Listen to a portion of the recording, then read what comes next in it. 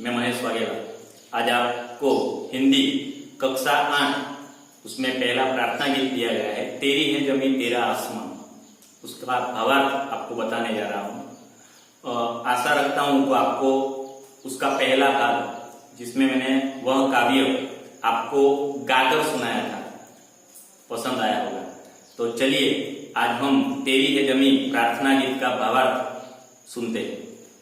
दोस्तों, यह प्रार्थना गीत में पहली लाइन है कि तेरी है जमीन तेरा आसमान, यानी ईश्वर की बात कही है कि ईश्वर ने ही ये पूरी सृष्टि बनाई है, उसके रचयिता खुद ईश्वर है।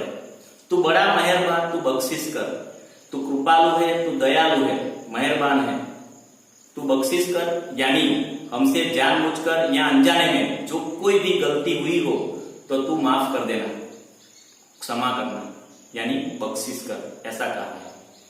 दोस्तों, इसकी दूसरी लाइन है कि सभी का है तू सभी तेरे, खुदा मेरे तू बख्शिश कर। यानी हमने भले ही मनुष्य ने भले ही आपस में बांट लिया है कि भाई अल्लाह, ईश्वर, जीसस, गॉड, ये सब ईश्वर अलग अलग नाम है, मगर उसके सृष्टि का जो निर्माता है, उसका जो संचालक है, वो एक ही है। इसीलिए कहा है कि सभी का है तू सभी तेरे, यानी ईश्वर के बनाए हम सब, ईश्वर ने ही हमें यहाँ पे सृष्टि में जीवन दान दिया है। तो इसीलिए कहा है कि तू हम पर अपनी कृपा बरसाए रखना और हमें संभाल कर रखना। दोस्तों, आगे कहा है कि खुदा मेरे तू बख्शिश कर, यानी खुदा, राम, भगवान, गॉड, ईश्वर, हम जिस धर्म के हैं उसी धर्म में अपनी आस्था और विश्वास से उसके पास जाएंगे और उससे क्षमा मांगेंगे, उसकी कृपा हम पर नियम ऐसे ही बरसती रहे, ऐसा हम उससे मांगेंगे। तो यहाँ आगे ऐसा कहा गया है कि तेरी मर्जी से मालिक हम इस दुनिया में आए। हमने कई बार लोगों से सुना होगा कि भाई कोई व्यक्ति की मृत्यु हो जाती है तो हम कहते हैं कि भाई जैसी अल्लाह को अच्छा लगा, भगवान की जो मर्जी थी वैसा हुआ। तो ये बात बताती है कि सर्वशक्तिमान कौन है, तो कि ईश्वर है। उसकी मर्जी से हम यहाँ पे आए हैं और जब तक उसकी मर्जी है हमारा बाल भी बांका कोई नहीं कर सकता।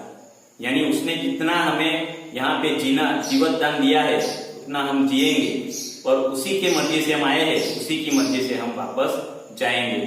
तो यहाँ पे ऐसा भावार्थ हमें प्रार्थना गीत में दिया हुआ है। उसके बाद तेरी रहमत से हम सबने ये जिस्मो जान पाए, यानी भगवान की मर्जी से ही हमें जीवन मिला है। यह जान यानी प्राण, हमारे अंदर जो है आत्मा है, आत्मा वही परमात्मा है। दोस्तों, हमारे जीवन में जब आत्मा ही नहीं रहेगा तो फिर हम परमात्मा में विलीन हो जाएंगे। और इसीलिए ऐसा कहा है कि तू हमारे अंदर बसा हुआ है और हमें अच्छी और सच्ची राह बताना। यहाँ पे प्रार्थना गीत का यह भाव प्रस्तुत होता है। आगे कहा है कि तू अपनी नजर हम पर रखना, किस हाल में है खबर रखना। तू अपनी नजर हम पर रखना, किस हाल में है ये खबर रखना।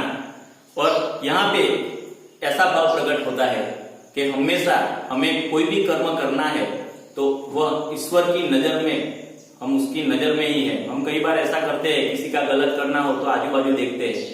कई लोग ऐसे हैं जो सीसीटीवी कैमरा तो नहीं लगाए ना, कुछ भी गलत करना हो ना तो आजू बाजू देखते हैं, मगर सिर्फ इंसान है ना ऊपर देखना भूल जाता है, क्योंकि ऊपर सबसे बड़ा सीसीटीवी कैमरा चालू है।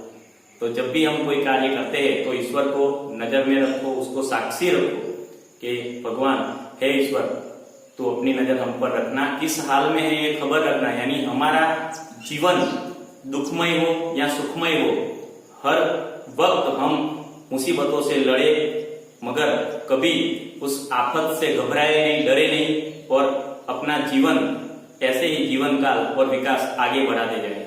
इसीलिए ऐसा कहा है कि तुम जो तुम्हारी नजर हम पर होगी तो हमारा कुछ बिगड़ेगा नहीं, हमारा कोई नुकसान होगा तब भी तू हमें बचा रखेगा, क्योंकि तेरी नजर हम पर है।